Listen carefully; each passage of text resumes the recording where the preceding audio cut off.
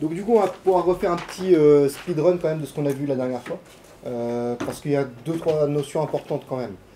Déjà, si je me mets sur le principe, enfin sur le schéma de principe des processeurs en général, on va distinguer 3 parties essentielles: le CPU, les mémoires et les périphériques.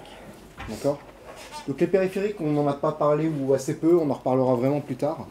Les choses sur lesquelles on s'est concentré, c'est plutôt le CPU et les mémoires. Les CPU, rappelez-vous, quels sont les éléments qui constituent le CPU, l'unité de traitement? Un ALU. Il y a les unités d'exécution, dont notamment l'ALU, l'unité arithmétique et logique. Okay.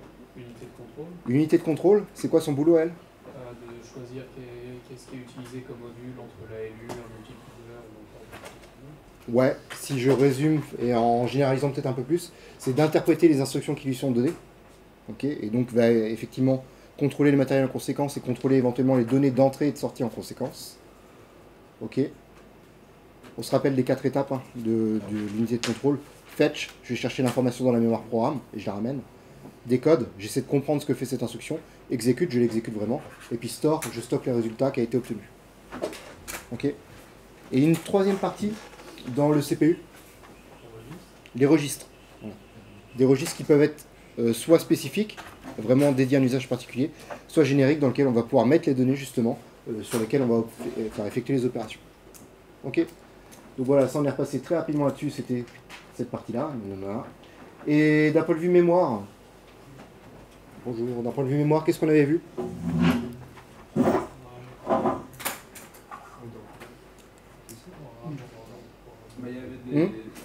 Ouais. Plusieurs types de mémoire. Qui étaient réservés aussi. Ouais, mais je vais juste revenir pour l'instant sur plusieurs types de mémoire. La ROM, la RAM, ok. Alors, on va surtout opposer ROM et RAM, pour l'instant on va rester sur les familles générales. À quoi sert l'un, à quoi sert l'autre? La RAM, c'est pour stocker les données temporairement, le temps ouais. qu'on s'en sert. Ouais. Et la ROM, c'est justement pour les stocker en dur, pour les stocker plus longtemps. C'est ça. L'intérêt de la ROM et de la flash, qui est son descendant actuel, c'est la rémanence. Donc le fait d'avoir des données persistantes, même en l'absence d'alimentation. Okay. Et l'intérêt de la RAM, c'est la vitesse d'exécution, enfin la vitesse des échanges, d'écriture, lecture. Donc, le programme en général sera stocké dans la flash, et les données seront plutôt stockées dans la RAM. Elles vont réapparaître au début de chaque allumage de l'appareil, et disparaîtront à chaque extinction. Okay. Mais c'est pas grave, voilà, ça va stocker temporairement les données, on traitera avec ça. Ok. Là-dessus, vous aurez une vue un petit peu plus complète de ça dans le cours d'architecture des ordinateurs qui arrive en 2A. Voilà. On en reparlera. Pourquoi est-ce que c'est intéressant d'avoir une RAM et enfin voilà, la vitesse, vous en doutez. Et dans ce cas-là, aussi, pourquoi est-ce qu'on ne pourrait pas tout mettre directement dans une mémoire rémanente, typiquement travailler avec un SSD plutôt qu'avec la RAM. Voilà. Bref, tout ça, on verra ça plutôt en 2A. Ok. Donc voilà, on avait vu ces choses-là, c'était surtout ça. Les périphériques, j'ai dit qu'on verra ça plus tard. Et là où on s'était arrêté, c'était ici. On s'était arrêté sur le fait que les machines, donc pour moi, machine, vous allez voir, c'est un terme générique, mais si je parle de microcontrôleur, si je parle de processeur d'ordinateur, si je parle du processeur qui est dans vos téléphones, ils vont fonctionner grâce à des instructions qui sont encodées en binaire. Ok. Donc le binaire, c'est un langage qu'on va appeler machine. Il n'est pas lisible par l'humain. Mais comment on fait? On ne va pas directement, nous, humains, coder en binaire, on va coder en C en général, ou des langages plus haut niveau encore. Okay. L'avantage du C, c'est qu'il est humainement lisible, et surtout, il est générique, il est portable. Okay. Je peux écrire du C pour n'importe quelle application, ça fonctionnera. D'accord? Si je reprends un petit peu toutes les machines, le PIC-18, le STM32, des ARM, des Intel, des AMD, peu importe, vous doutez bien qu'ils ont tous l'instruction add, ou end, ou or. Voilà. Par contre, la manière dont ça, le add, il est traduit en binaire, va différer d'un processeur à l'autre. Okay. Donc en fait, le langage machine, il est vraiment spécifique à la machine, à la cible, au contrôleur que vous voulez programmer. Ok là-dessus? Donc en fait, avant de passer directement du C qui est humainement lisible et portable, et avant d'arriver du coup directement au fichier binaire qui lui va être spécifique à la cible et humainement illisible, puisque c'est un binaire, et ben on va passer par l'assembleur entre les deux, qui va être humainement lisible, mais spécifique à la cible. Ok. Et puis il y a encore une étape intermédiaire qui est les fichiers objets qui sont ici. En gros, ça pareil, vous verrez ça en 2A l'an prochain. Je vous rappelle que, puisque je vous l'ai dit lundi, chaque fichier C d'un projet complexe va donner naissance à un fichier objet.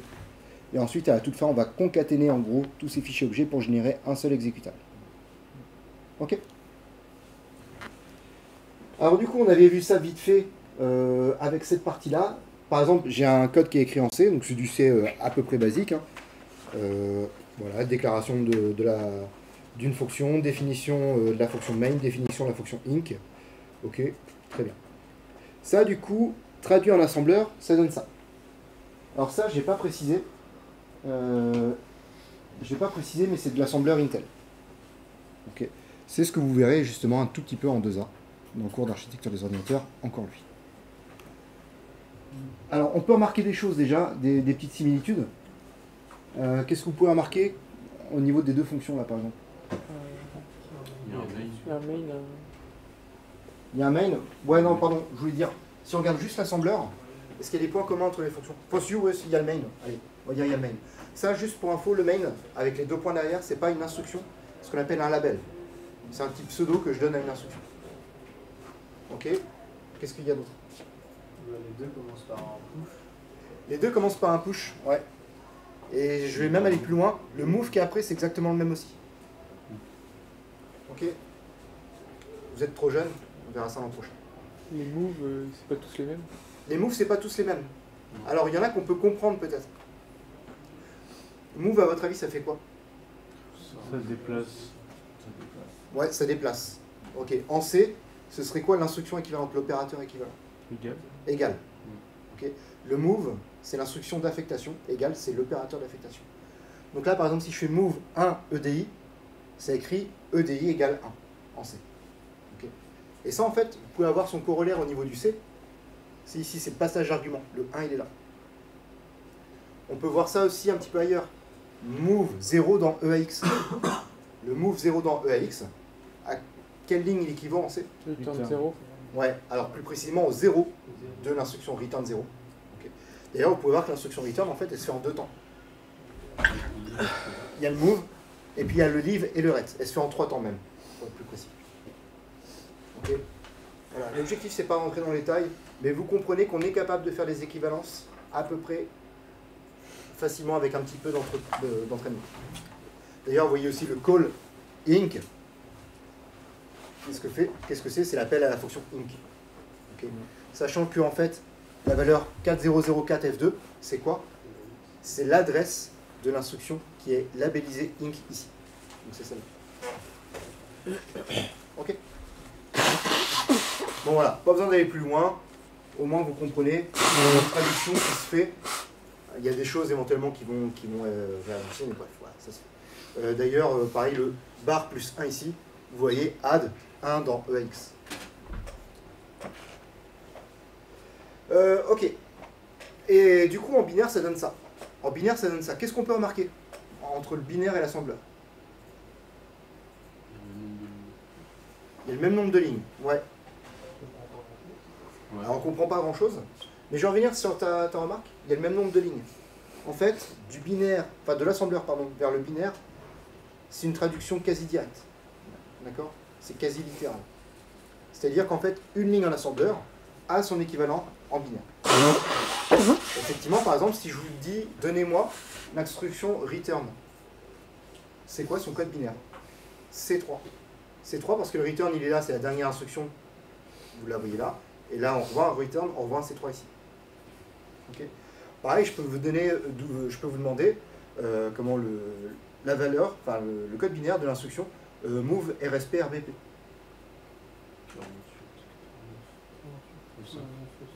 48 89 E5. Okay. Et ça, vous voyez, hein, qu'on l'ait ici ou qu'on l'ait là, c'est la même chose. Ok. Si je vous demande le move 0 EAX et le move, il n'y a pas un move 1, non? Non, tant pis. Si, il y a un move 1 EDI et un move 0 EAX. Qu'est-ce que vous remarquez sur ces deux instructions-là?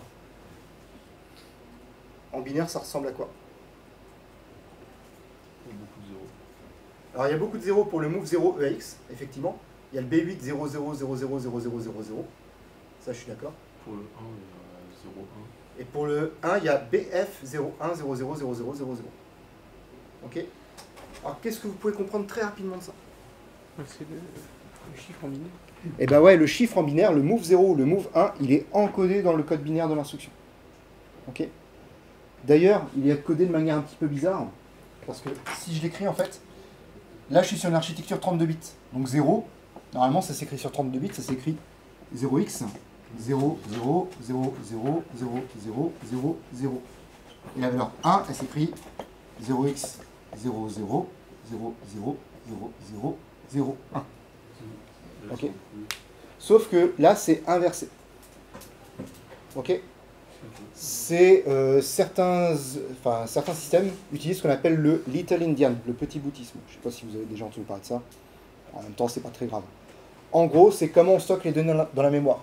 Soit ma variable, ma valeur ici 0,0000001, je la stocke dans la mémoire. J'ai deux possibilités dans mes cases mémoire. Soit je stocke ça ici, premier octet là, ensuite le deuxième octet, ensuite le troisième, et ensuite le quatrième. Et dans ce cas-là, si je les lis, je lis bien 0,0000001. Soit je les stocke dans l'autre sens, en commençant par là, et là j'ai 0, 1, 0, 0, 0, 0, 0, 0. Voilà, c'est juste une manière de stocker les données. On ne rentre pas dans le détail, mais ce que vous pouvez comprendre, c'est qu'effectivement, la valeur 0,0000000 ou la valeur 0,1000000, elles sont directement codées dans le code binaire de l'instruction. Ok? Non. Non, il n'y en a pas une qui est plus rapide que l'autre, mais je reviens dessus juste après. Il n'y en a pas une qui est plus rapide que l'autre. Pourquoi il n'y en a pas une qui est plus rapide que l'autre? J'accède au même nombre d'octets, hein, quel que soit l'ordre dans lequel ils sont stockés. C'est pas par rapport au sens de lecture. Non, non, non. Derrière, la logique, elle est câblée de sorte à être adaptée à ce mode de Little Indian et non pas du Big Indian. Oui, revenez sur le premier octet des instructions move là. C'est quoi le premier octet? B8 ou BF. Ah, pourtant c'est un move. Alors pourquoi ça change? Ouais, c'est l'autre registre qui change. Est-ce que j'écris dans EAX ou dans EDI? Okay. Donc là aussi, ça peut être une valeur ou ça peut être un numéro, un nom de registre au final qui est stocké dans le code binaire de l'instruction. D'accord? Et puis, les bits qui vont vraiment être en commun entre ces deux instructions, ça va vraiment être l'opcode, ce qu'on appelle le code binaire opératoire, de l'instruction move. Ok? Voilà, c'est juste pour vous familiariser très rapidement avec le code binaire. En gros, considérez que dans ce code binaire, il y a le numéro de l'instruction, le nom de l'instruction, donc move, add, tout ça, et puis il y a éventuellement les opérandes, que ce soit le numéro du registre, ou la valeur vraiment que je vais transférer dans un registre. Ok. Autre chose que vous pourrez remarquer, c'est que toutes les instructions ne font pas la même taille. Ok. C'est un cas particulier. Je ne sais pas si dans ce cours-là j'en parlerai, sinon ce sera au prochain, en archi des ordi. On va opposer les processeurs qu'on appelle RISC et les CISC. RISC, c'est Reduced Instruction Set Computer, et CISC, c'est Complex Instruction Set Computer. Donc RISC, le jeu d'instructions, le nombre d'instructions disponibles est relativement faible. Okay. C'est des opérations assez élémentaires. Si on veut faire un truc complexe, eh ben on appellera plein d'opérations élémentaires les unes à la suite des autres. C'est tout. CISC, l'idée c'est d'avoir justement des instructions qui font un truc complexe en un seul coup. Okay. Alors en un seul coup, ça ne veut pas dire forcément en un cycle. Ça peut prendre plusieurs cycles. Là par exemple sur le processeur Intel, eh ben, typiquement c'est du CISC. Donc les instructions, par exemple le push, en vrai c'est une instruction qui n'est pas si simple que ça. Hein. Voilà. Sauf que push RBP, vous voyez, il est au début de chaque fonction. Le push RBP à proprement parler. Je pourrais faire push EAX, push quelque chose d'autre. Hein. Mais vraiment le push RBP, lui, il est présent en chaque début de fonction. Pour ces raisons-là, par exemple, on va essayer de lui donner un opcode, un code binaire opératoire le plus petit possible. Il fait qu'un seul octet. Comme c'est une opération qui viendra souvent, j'essaie de faire en sorte qu'elle ne prenne pas beaucoup de place. Quoi. Par contre, des opérations un petit peu plus à la con, là, le move dans EDI, eh ben, il fera 5 octets, tant pis. Je ne sais pas si vous êtes familier avec le Morse, par exemple. Mais le nombre, enfin les lettres, non, pas l'animal, merci. Mais les lettres tirées ou traits, en fait, je crois que les deux, enfin le E, ça doit être un point, et le T, ça doit être un trait, je crois. Et en gros, pourquoi on n'a mis qu'un seul symbole pour le E et le T? C'est parce qu'il s'agit des deux lettres les plus utilisées en anglais. Ok. Après, les lettres qui sont presque autant utilisées, elles ont 2 symboles, et puis les lettres carrément moins utilisées, elles ont 4 ou 5 symboles. Ok. Donc c'est pas juste un tableau, voilà, j'ai 26 lettres, je trouve 26 combinaisons. Non, non, c'est un peu plus complexe que ça. Pour essayer justement d'optimiser un petit peu entre guillemets, la bande passante. Ok. Voilà, et donc, l'inconvénient des instructions comme ça, en ayant plein d'octets, enfin plein d'instructions de tailles différentes, l'inconvénient c'est que vos processeurs Intel, on en reparlera plus tard, ils vont chercher, c'est la première étape, hein, fetch, décode, execute, ils vont fetch un certain nombre d'octets. Par contre, ce qu'ils ont fetch, ils ne savent pas combien il y a d'instructions dedans. Ils ne savent pas si c'est 5 instructions de 1 octet, si c'est 8 instructions de 2 octets et une de 1 octet, si c'est une instruction de 5 octets, ça ils ne savent pas. C'est le deuxième étage qui fait ça justement, c'est le décode. Ok. Mais bref, voilà. Là je suis encore parti un petit peu trop loin pour le propos vraiment qui nous intéresse. Du coup, pour justement essayer de comprendre ce propos-là, comment on passe du C vers l'assembleur vers du binaire, et bien là c'est à vous de jouer. On va prendre un petit processeur maison qui n'existe pas et qui, de toute façon, s'il existait, j'aurais mis la clé sous la porte depuis longtemps. Voilà, il fait juste quelques instructions élémentaires. Il est capable d'additionner, il est capable load et store, c'est aller chercher des données de la mémoire vers un registre. Et store, c'est prendre d'un registre vers la mémoire. Okay. Je suis capable de faire un move, donc dire un registre égale un autre. Je suis capable de faire un move k, donc déplacer une constante, c'est-à-dire un registre est égal à telle valeur. Et je suis capable de faire un jump, c'est-à-dire sauter une autre instruction. Ok. À noter que c'est un jump, ce qu'on appelle inconditionnel. Je le ferai tout le temps. D'accord. Je ne peux pas faire de condition. Je ne peux pas faire un if-else. Si, je rentre là-dedans et puis je saute par-dessus le else. Ou alors, sinon, je saute par-dessus le if et je rentre dans le else. Je ne peux pas faire ça. Okay. Bref, voilà. C'est un composant un processeur relativement simple. Là, c'est ce qu'on appelle le jeu d'instructions. Mais en anglais, on parle de ISA, Instruction Set Architecture.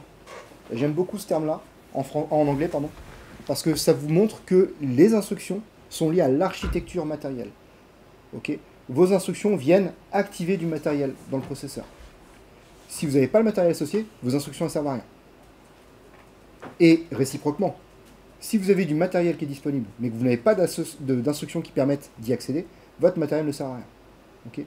Donc la partie software, on va dire, la liste des instructions, et la partie matérielle, les deux sont intrinsèquement liés. Ok. Alors voyons voir comment ils sont liés. Là, je vous propose un processeur, voilà, je vais décomposer, cette fois-ci juste en 3 étages. Fetch, décode, execute. Ok, le store, on va pas s'en occuper.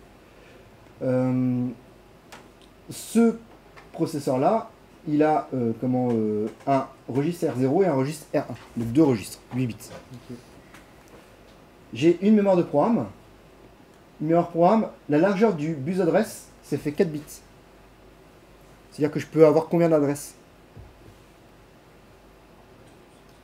2 puissance 4.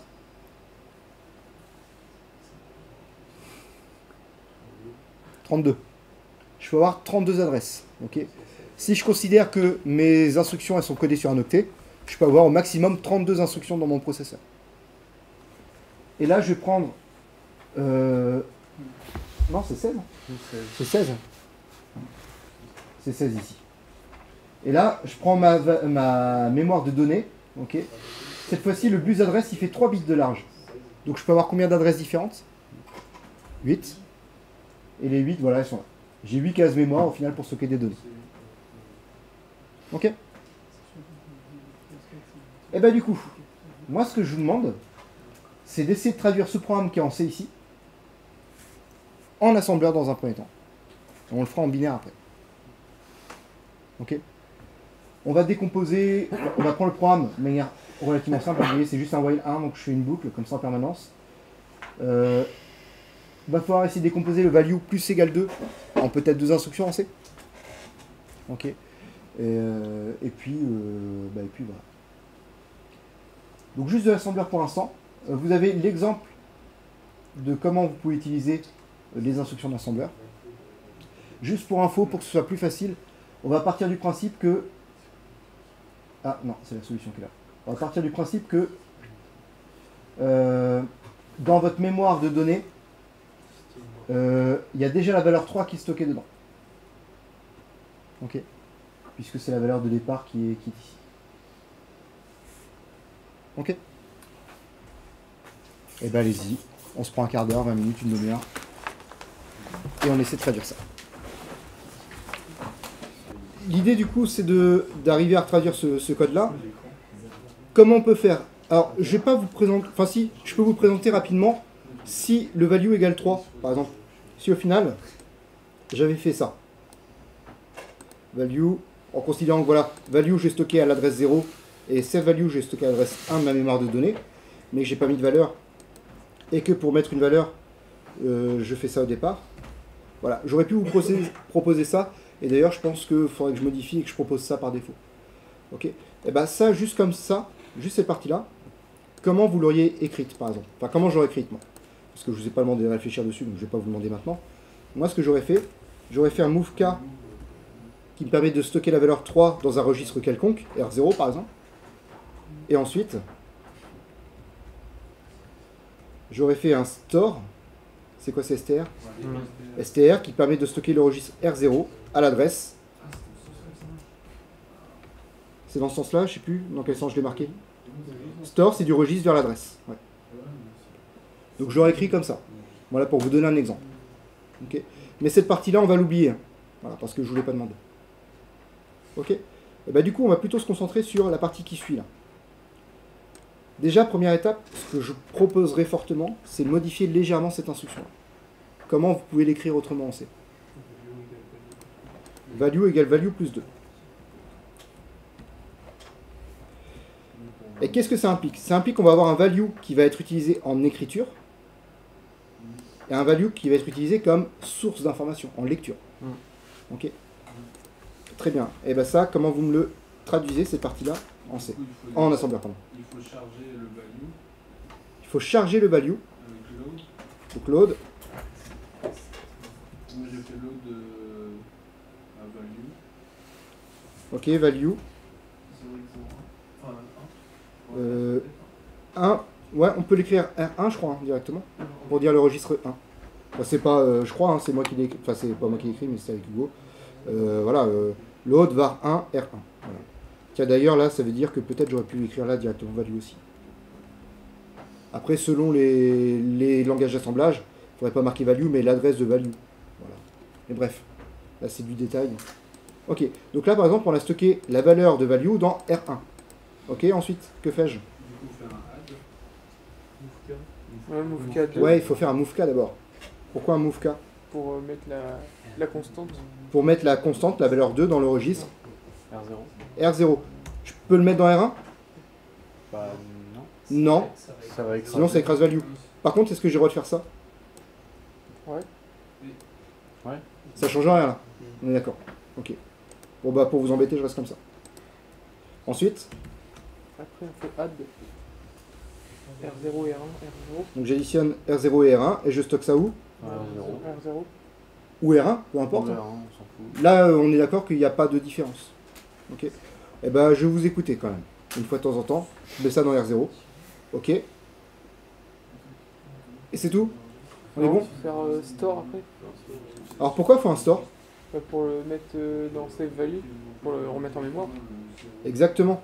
Là, du coup, c'est quoi que je store? C'est R0 Ouais, R0.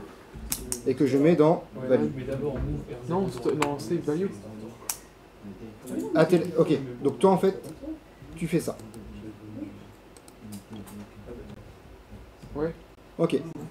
Alors ça, voilà. Si moi, j'essaie de travailler et que j'essaie d'optimiser du code et que je me dis value, en réalité, je m'en fous, d'un point de vue utilisateur, ça, c'est une solution qui fonctionne. Ok. Par contre, c'est pas ce que l'utilisateur a vraiment implémenté en C. Pourquoi?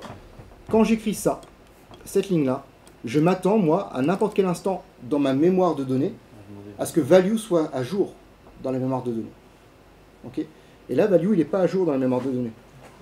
Il a sa valeur initiale, et jamais je vais aller réécrire dans cette case mémoire. Donc jamais value, il fait plus égal 2 dans la mémoire de données. Tu vois? Donc en fait, ce qu'il faut que je fasse, il y a aussi ça. Il y a aussi le store R0 que je vais mettre dans value. Et ça me permet de mettre à jour. En fait, ça me permet de faire ça. Le value égal. Le store qui est ici me permet de faire le value égal. Et en fait, si vous regardez, je me permettrai vite fait, mais ça, je vais lire la donnée. Vous avez une instruction. Là, je vais lire ou générer la valeur 2. Il y a une instruction. Ensuite, je vais faire une addition. Il y a l'instruction. Et ensuite, je vais faire une affectation. Il y a l'instruction. Ok? Donc en fait, en assembleur, c'est juste que c'est une instruction en C, mais l'instruction en C elle est décomposée en plein de plus petites instructions. Ok? Et là, pareil, si jamais je voulais être rigoureux, eh ben, il manque un truc. Ouais. Faire un load. Alors le load, vous comprenez très vite hein, qu'il n'est pas nécessaire. Il n'est pas nécessaire, pourquoi? Parce que la valeur, elle est déjà stockée dans R0. Voilà, typiquement, un étage d'optimisation de la chaîne de compilation, vous enlèverez cette instruction-là. Moi, je vous la laisse, pourquoi? Pour vous resymboliser ça. Il y a une partie lecture et une partie lecture, qui est le load, et une partie affectation, qui est le store. On est OK là-dessus?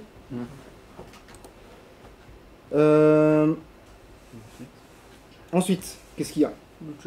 Le jump. Alors le jump, moi je vais le mettre ici, parce qu'à mon sens, il fait partie en fait de l'accolade fermante du while.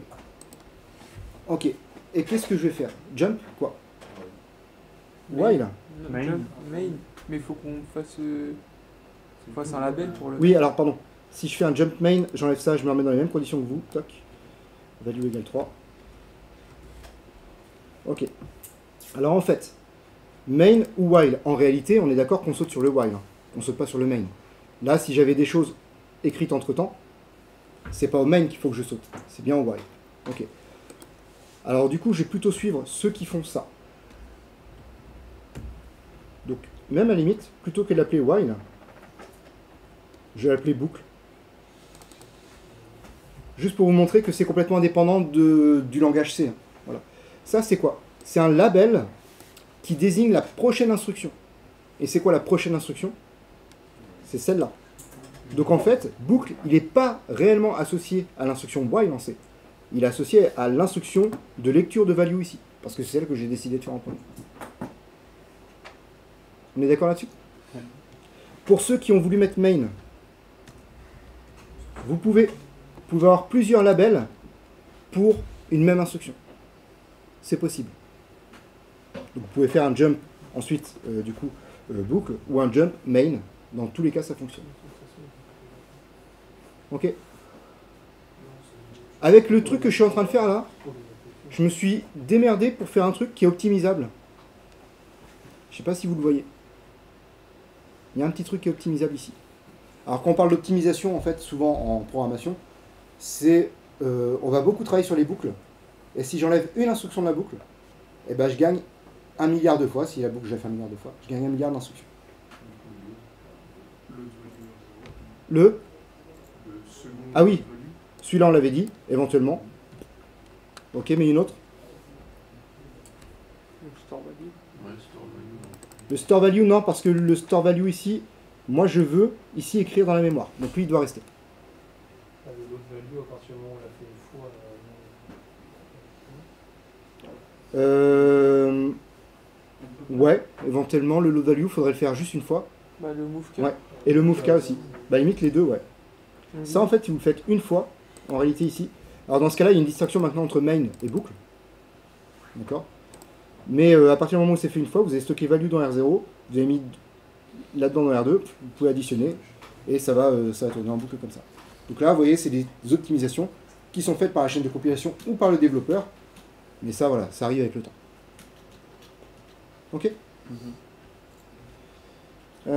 Question là-dessus? Non?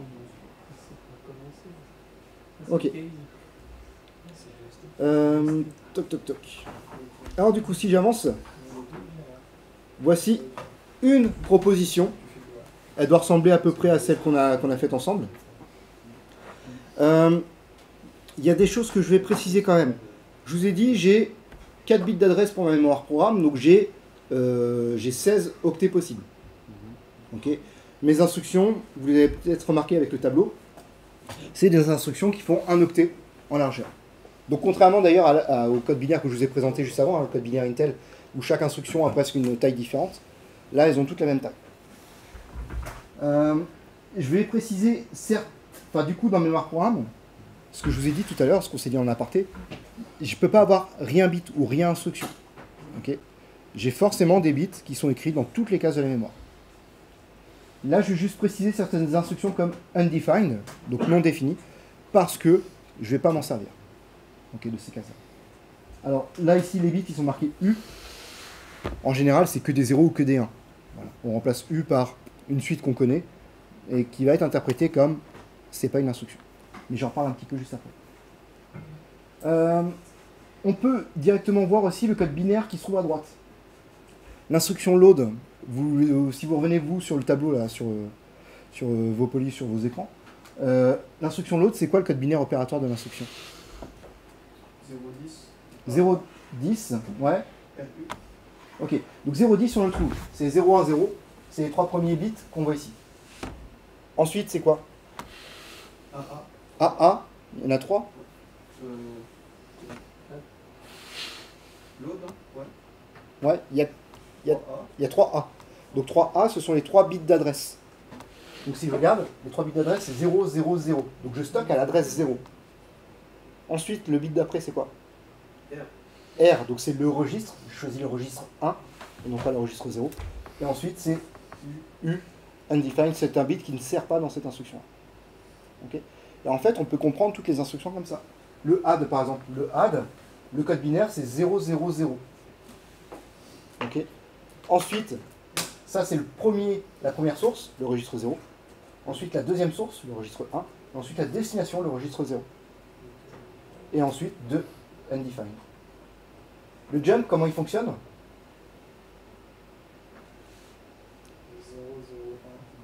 0, 0, 1.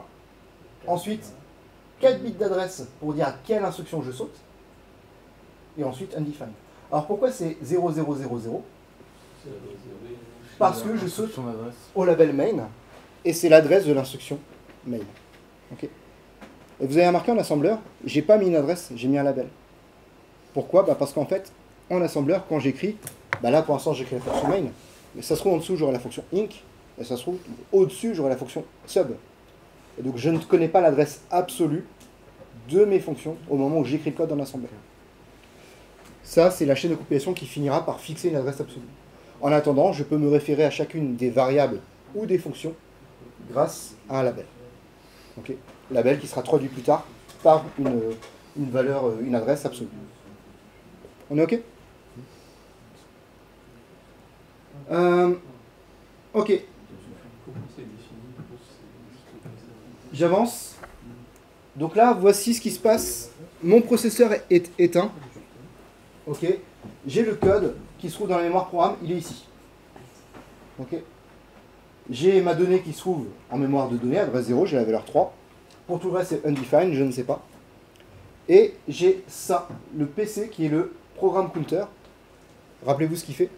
Rappelez-vous ce que c'est déjà. C'est quoi le programme counter? Non, pas d'itération. De boucle de... La ligne. Pas de boucle. On se rapproche de la ligne.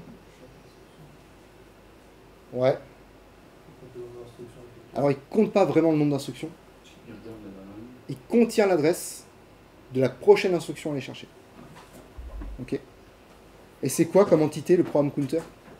C'est un registre. C'est un registre. Ok. Sous Intel par exemple, il n'appelle pas le programme counter, il appelle le instruction pointer. Donc il contient l'adresse de la prochaine instruction. Ok. Si vous avez la notion de pointeur en C, voilà, ça contient une adresse. Ok. Donc là, je vais démarrer mon processeur. Quelle est la prochaine instruction que je vais aller chercher? Celle de l'adresse 0, donc la toute première. Ok. Et bien c'est parti. Je vais la fetch. Voilà, ça c'est le premier coup d'horloge. Deuxième coup d'horloge, qu'est-ce qui va se passer? Au prochain coup d'horloge, Le décoder. l'adresse qui se trouve pour l'instant dans l'étage de fetch va descendre dans l'étage de décode. On est d'accord? Ouais. C'est tout ce qui va se passer. Et Il va recharger ses affaires. Et comme le programme counter il vaut 1, et bah au prochain coup d'horloge, il va aller fetch l'adresse l'instruction d'adresse 1. Bim. Ok. Je vous ai mis en rouge dans l'étage de décode ce que fait l'étage de décode. Il va aller lire les 3 premiers bits pour savoir quelle est l'opération, quel est le matériel qu'il va devoir activer à l'étage d'après. Donc là, il lit 0, 1, 0. Vous avez le tableau. Vous voyez c'est quelle instruction? Load. Et donc, le coup d'après, qu'est-ce qu'il va faire? L'instruction qui était en décode va descendre en execute. L'instruction qui était en fetch va descendre en décode. Et le programme counter valant la valeur 2. La prochaine instruction qui va arriver dans l'étage de fetch, ce sera l'instruction d'adresse 2. Bim. Ok. Et donc le execute, regardez ce que j'ai mis en rouge cette fois-ci, c'est pas les 3 premiers bits, parce que ça c'était compris par l'étage de décode. Là, ça va être les opérandes. Donc 000, qui est l'adresse ici, ok, et 1, qui est le numéro du registre dans lequel je stockais la valeur. C'est ok? Et ça, en fait, ça va tourner comme ça, petit à petit. Je commence à mettre ici en rouge, en haut à droite, l'instruction qui est en train d'être exécutée. Si vous regardez les 2 premiers cycles, je n'ai mis aucune en rouge. Pourtant, mon processeur, il a commencé à travailler. Okay. Sauf qu'en termes d'exécution, je vois aucun résultat pour l'instant. Le résultat, il arrive après le 3e coup d'horloge. Ok. Ouais. Je continue, et vous voyez ce qui se passe, ça avance. Ok, supposons que je me mette ici. La prochaine instruction que je vais chercher, c'est quoi? L'instruction d'adresse 6. Ok, on est prêt? Bim, je la cherche. C'est quoi cette instruction d'adresse 6? C'est le jump. Voilà, si vous vous souvenez, c'est le jump. Qu'est-ce que je vais faire juste après? Mon programme counter, il vaut 7. Donc je vais aller chercher l'instruction d'adresse 7. Bim. Et encore après, mon programme counter, qu'est-ce qu'il vaut? 8. Donc je vais aller chercher l'instruction d'adresse 8. Et ensuite, pardon, pendant ce temps-là, je suis en train de décoder. 001, ça veut dire jump. Ok. Et donc, au moment où j'exécute le jump, qu'est-ce qui se passe? on réinitialise. Vous voyez le 0000 qui est marqué, il vient aller s'écrire dans le programme counter. Et ça réinitialise le programme counter. Ok. Donc en fait, ce que vous pouvez retenir déjà pour l'instant, c'est que le compteur programme, il s'incrémente automatiquement. Et de temps en temps, il y a une instruction qui va aller explicitement le modifier. Notamment pour faire du jump. Les autres cas de figure, c'est les appels de fonction. Ok. Ça vous va? Du coup, comment ça fonctionne si on a d'autres instructions juste après le jump? Eh ben on y va. Il va commencer à les prendre en compte et à les décoder. Ouais, exactement. On y arrive. Alors, en fait, le truc qui peut être réalisé, c'est d'essayer de modifier le compteur programme dès l'étage de décode. Ça peut se faire, ça, de le faire un petit peu plus tôt. Voilà. D'ailleurs, en fait, là, je vous montre 3 étages du pipeline. Je vous en ai présenté 4 avant. En réalité, si on parle des processeurs Intel, on est aux alentours de 14-16. Voilà. Si je prends le PIC 18, il y en a 2. Il y a fetch et puis decode execute store. Voilà. Ça, à la limite, c'est un détail. Voilà. Les 4 étages dont je vous parle, hein, le fetch, decode, execute, store, ça, c'est une philosophie sur laquelle tout le monde s'est mis d'accord. Ça, il n'y a pas à tortiller, ça fonctionne comme ça. Par contre, la question de pipeline, comme je vais vraiment en parler ici, c'est-à-dire combien d'étages je peux faire travailler simultanément, ça, c'est pour des raisons d'efficacité. L'inconvénient du pipeline, c'est plus il est profond, plus vous pouvez exécuter d'instructions parallèles, donc plus vous augmentez votre cadence. Par contre, effectivement, si tu as un test, if, et que tu vas charger toutes les instructions qui sont comprises dans les accolades du if, alors qu'en fait, ton test était faux, tu t'en rends compte plus tard, et qu'il faut aller vider tout le pipeline pour aller charger à la place toutes les instructions qui sont dans le else, là, effectivement, tu as des pertes de performance. Justement, ça peut pas poser des problèmes en mémoire en modifiant déjà des...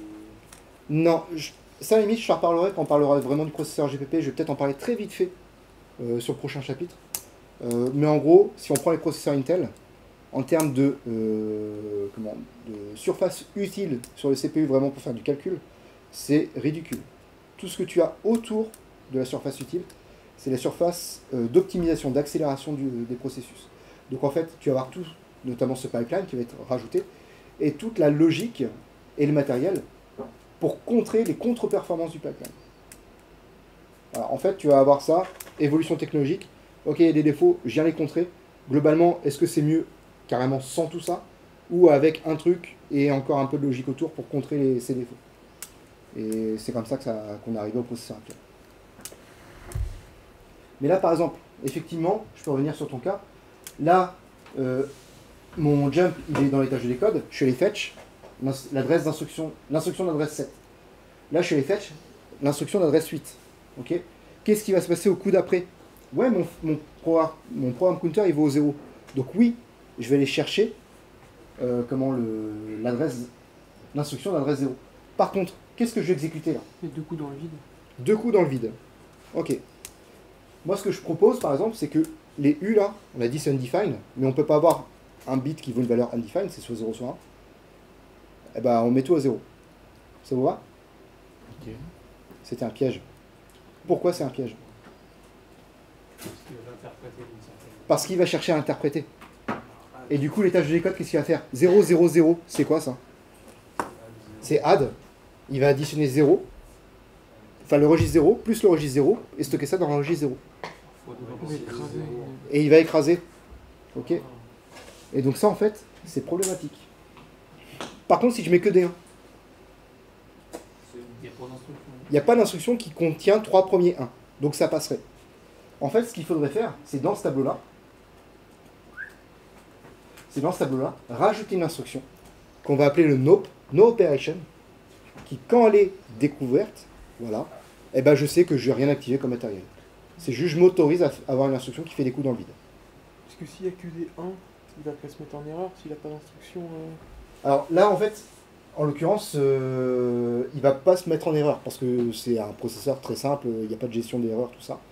Par contre, les processeurs complexes, effectivement, ils vont gérer les instructions non comprises, et puis générer ce qu'on appelle des exceptions matérielles. Voilà. Mais ce qui est plutôt fait pour éviter ce genre de choses, parce qu'en fait, qui génère le code binaire? C'est ta chaîne de compilation. Donc c'est-à-dire que si tu as une instruction qui n'existe pas, qui a été générée, c'est ta chaîne de compilation, la cause du problème. Mais par contre, sinon, pour éviter justement ce genre de cas plus général, tous les processeurs implémentent l'instruction NOP, No Operation, qui permet de dire, voilà, il y a des instructions où je ne vais rien faire. Alors du coup, il y a deux solutions, effectivement. Soit, les U, je remplace ça par du No Operation, et dans ce cas-là, ici, je fais rien, et le coup d'après, je fais rien non plus. C'est juste que je me prends 2 coups dans le vent. Okay. Ou alors la possibilité, et ça c'est une première technique d'optimisation, c'est que le jump, moi j'ai écrit tout à la fin, mais si j'écris entre le store R0 value et le load value R1, eh ben, il va commencer à être traité, et en fait, en gros, le saut sera fait quasiment en même temps que de faire le STR, le dernier STR, l'avant-dernière instruction. Et donc ça me permet de gagner justement ces 2 coups-là.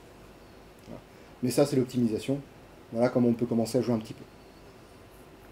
C'est ok? Alors qu'est-ce qu'il y a à comprendre de tout ça? Ce qu'il y a à comprendre de tout ça, c'est qu'au final, ça va continuer au fur et à mesure, en tournant vraiment de manière automatique. Automatique parce que le compteur programme s'incrémente, et de temps en temps est remis explicitement à la valeur 0 pour pouvoir reboucler. Ok? Si on prend ces animations-là, vous ne les voyez pas, c'est nul. Le CPU, il fait ces 4 étapes, fetch, decode, execute, write back. En ROM, ici, les données, elles ne bougent pas. Okay, elles sont figées, parce que ce ne sont pas des données d'ailleurs, ce sont des instructions. Les instructions sont figées dans la flash. En RAM, ça change dans tous les sens, en fonction de là où je fais mes loads et mes stores. Et dans le CPU, c'est bien un flux d'instructions qui descend. Comme ça, voilà, instruction après instruction, dans tous les étages du processeur. Ouais. Ça se passe pas si on arrive à saturer la RAM? Alors, saturer la RAM... Dans le sens où on a atteint une valeur maximale, par exemple, on est sur 8 bits et on a atteint une valeur supérieure à 8 bits. Alors, ouais, ça dépend ce que tu veux dire par saturer. Là, en fait, tu m'expliques pas une saturation, tu m'expliques une mauvaise adresse. Tu demandes d'accéder à une mauvaise adresse. Est-ce que c'est possible? Eh ben non, pas vraiment, parce que tu cherches à accéder à l'adresse, par exemple, ici, si je fais un load, tu n'as que 3 bits, de toute façon. Donc tu ne peux pas écrire une valeur sur 4 bits. C'est une valeur sur 4 bits, elle ne va pas passer. Il n'y a que 3 bits que tu peux écrire dans AAA. Donc dans tous les cas, tu vas être restreint à la plage de ta mémoire. Ce qu'on appelle une saturation, c'est arriver dans un cas de figure où les 8 cases de ta mémoire, tu en as besoin, et tu ne peux pas en écraser une pour tes calculs intermédiaires. Tu vois. C'est plutôt là où on parlerait de saturation. Par contre, peut-être si je prends le problème autrement, tu me dis, si ça peut t'aider à comprendre, mais là par exemple, ma mémoire programme, il y a 16 cases, de 0 jusqu'à F. Qu'est-ce qui se passe si mon compteur programme il s'incrémente? Il s'incrémente, 13, 14, 15, qu'est-ce qu'il fait juste après? Et bien juste après il s'incrémente. C'est quoi la valeur logiquement après 15? 16. Sauf que le compteur programme il est censé être stocké sur 4 bits. Donc il essaie d'écrire 16 en ayant seulement 4 bits, ça te fait 1, 0, 0, 0, 0. Donc ça fait 0, et donc il reboucle automatiquement.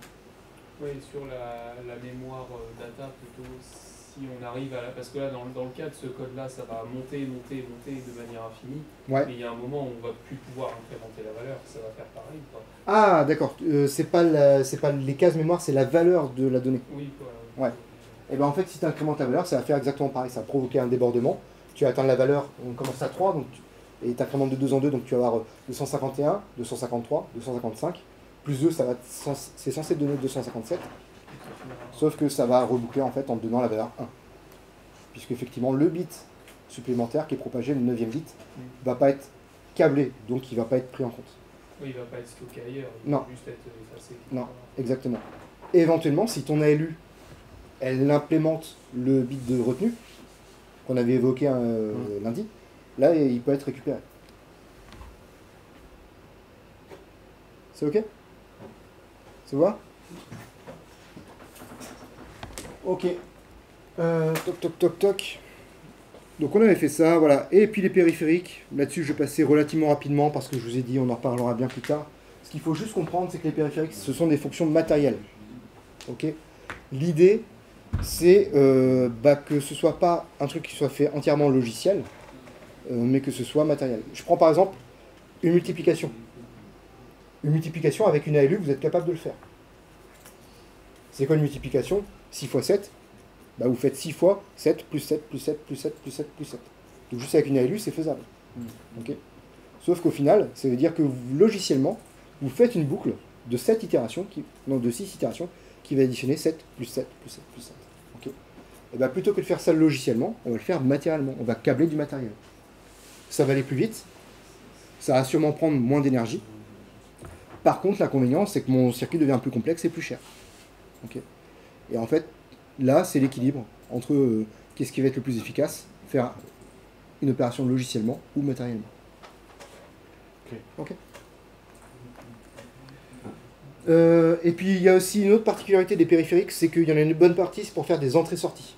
Donc des entrées-sorties numériques, on en reparlera, c'est les GPIO, les broches. Et puis, il y a aussi des interfaces de communication, par exemple. Okay. SPI, I2C, UART, convertisseur numérique analogique, convertisseur analogique numérique, tout ça. Donc sur le PIC, on en reparlera un petit peu plus tard, donc pareil, je zappe. Par contre, je reste quand même 30 secondes là-dessus. Pourquoi? Pour vous représenter la structure qui est au final très très proche de celle que je vous ai présentée au début de ce chapitre. Qu'est-ce qu'on observe comme composant principal du microcontrôleur? Le CPU, en bas à gauche. D'ailleurs, vous pouvez voir l'ALU et les multipliers qui sont là. Vous pouvez voir la file de registre qui est là. On peut voir les mémoires en haut à gauche. Et on peut voir les périphériques à droite. Le tout relié par des puces. Ok? C'est bon? Yes. Question?